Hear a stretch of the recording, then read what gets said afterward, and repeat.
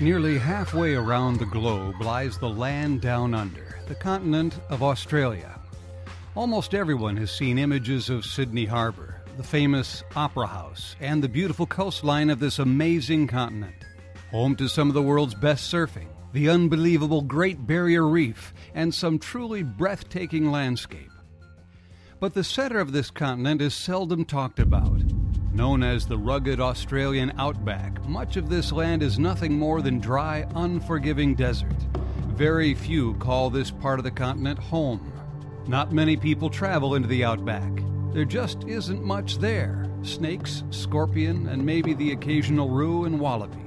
So it was a complete surprise to the locals that a group of American jewelers wanted to travel into the heart of the outback, a tiny town in New South Wales called Lightning Ridge. No one goes to Lightning Ridge. There's nothing to do at Lightning Ridge. Except black opals. Lightning Ridge has got the best black opals in the world. Lightning Ridge can best be compared to the Old West in the United States. No fancy mining operations, just real miners using not much more than a pick and a shovel. But if you want the finest quality Australian opal, it's the only place on earth to go, and there is no one better to take you than Peter Sherman. Peter is a third-generation opal miner and buyer whose family has been working in Lightning Ridge since opals were discovered there in 1903. I'm a third-generation opal dealer. My family started in 1896 at a place called White Cliffs in New South Wales with my granddad when he was 12 years of age. For me, it's just a passion. It's the most interesting business to be in. The mining side of it, we're very heavily involved in the mining, of course. I've got a house up at Lightning Ridge, centre of town, and I go there backwards and forwards, buying off other miners and also taking goods from our mining team, cutting and polishing those goods and then distributing them all around the world. Peter agreed to take this group of jewelers into the unforgiving outback. So they charter a couple of 10-passenger planes and set out from Sydney.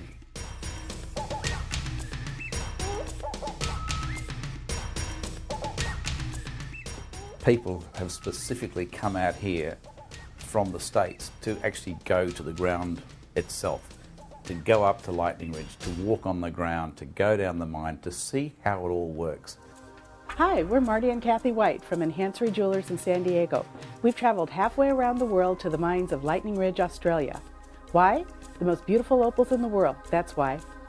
I think it's always very difficult to sell something when you don't know where it came from, how it was born. And these people have made a trip here, they have been there, they've seen the conditions, they can see how rare it is to find a decent stone and how hard people work to get it. But when you go to the mines, you know exactly where the price is, where the trends are, what type of opal is coming out. And they now realise that opal is probably down to 80% in production. And that's quite horrific. It's never been like that in our 112 years in the business. It's quite a worrying thing. And I think that you quite possibly will find opal will increase dramatically in value. More than a century ago, the landscape of Lightning Ridge, Australia was transformed forever. The discovery of opal brought life to the flat desert land of cactus and brush. Now thousands of mine shafts with piles of tailings dot the landscape. Frank Farnsworth here from Parlegems, 60 feet under the ground in Lightning Ridge, Australia. Lightning Ridge is home to the black opals. The opals the Aboriginal people thought were rainbows that were created by the Maker, who threw them to earth and scattered them across the desert.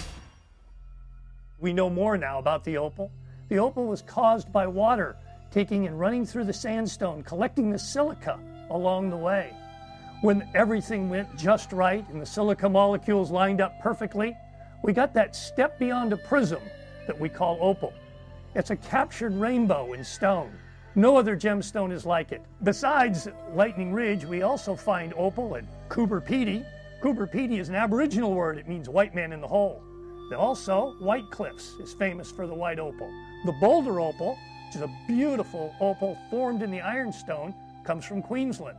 Australia is responsible for over 90% of the world's opal. This is the Australian outback. Out behind you can see all the tailings.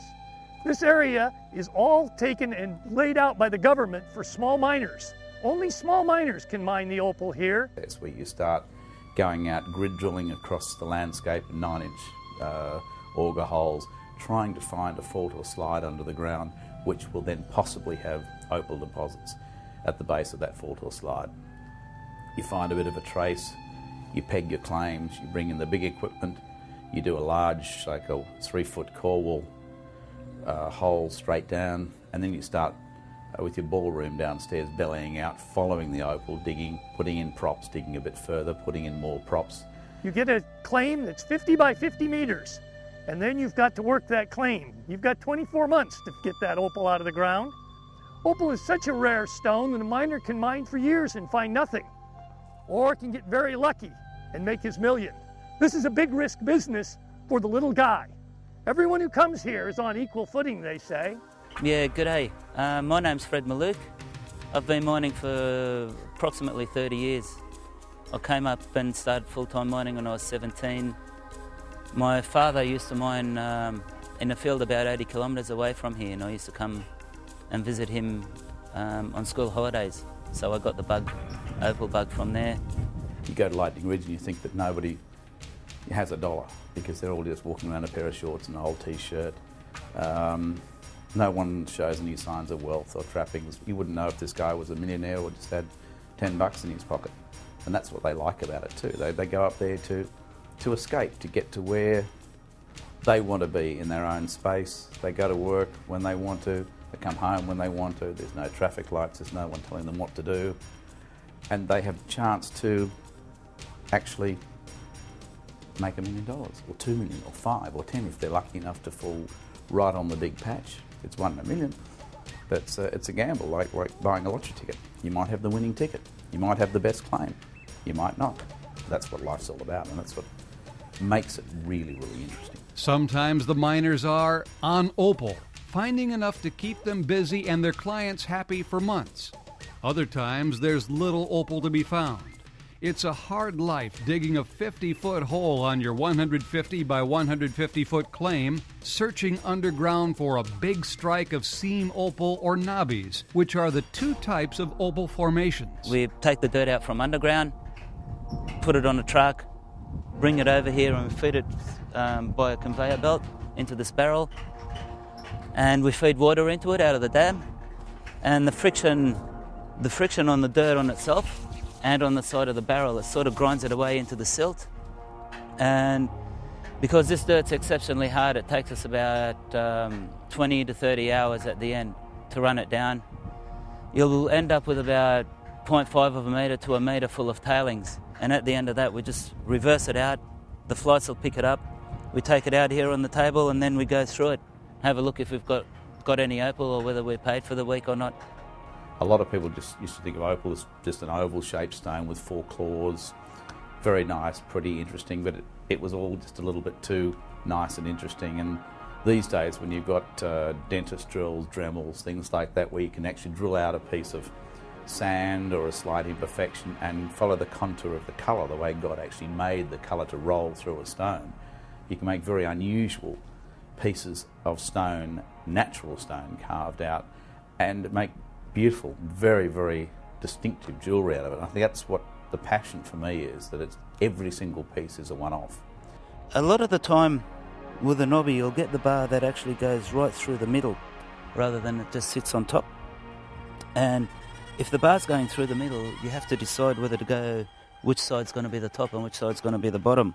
A really good cutter is a cutter who can decide which is going to be the top and which is going to be the bottom, because if you make the wrong decision, you're going to lose a lot of money. You're not going to show the best colour bar. So the skill of a good cutter is in actually the decision-making on how to cut the stone out of a rough piece. Much of the opal cutting and polishing is done by experienced local cutters. I've been cutting and polishing and carving.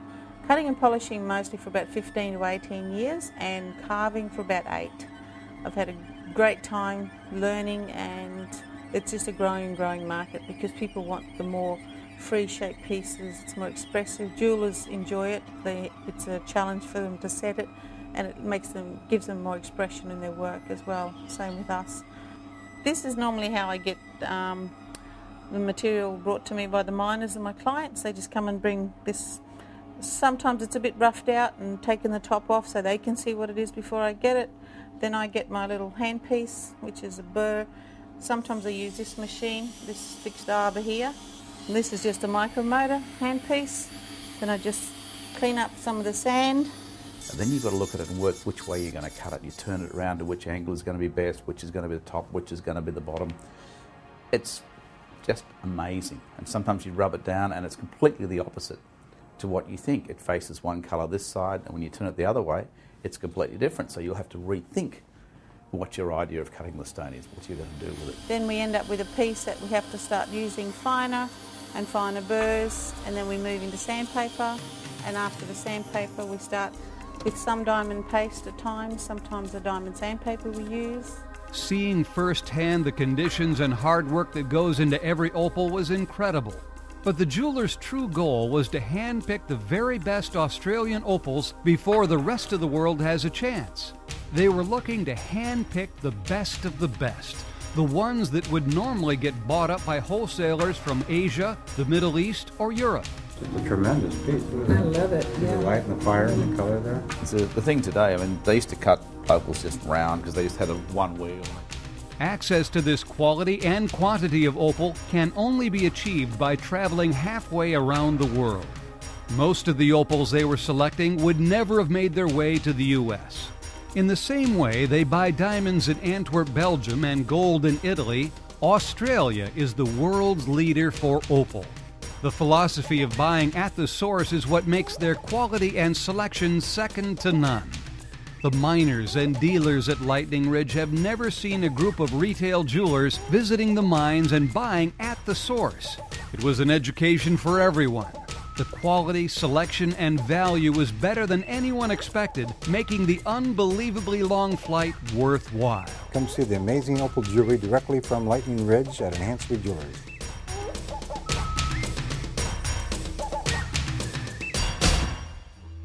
The trip to Australia would not be complete without a traditional walkabout. Enjoy a taste of the beauty and splendor of the land down under.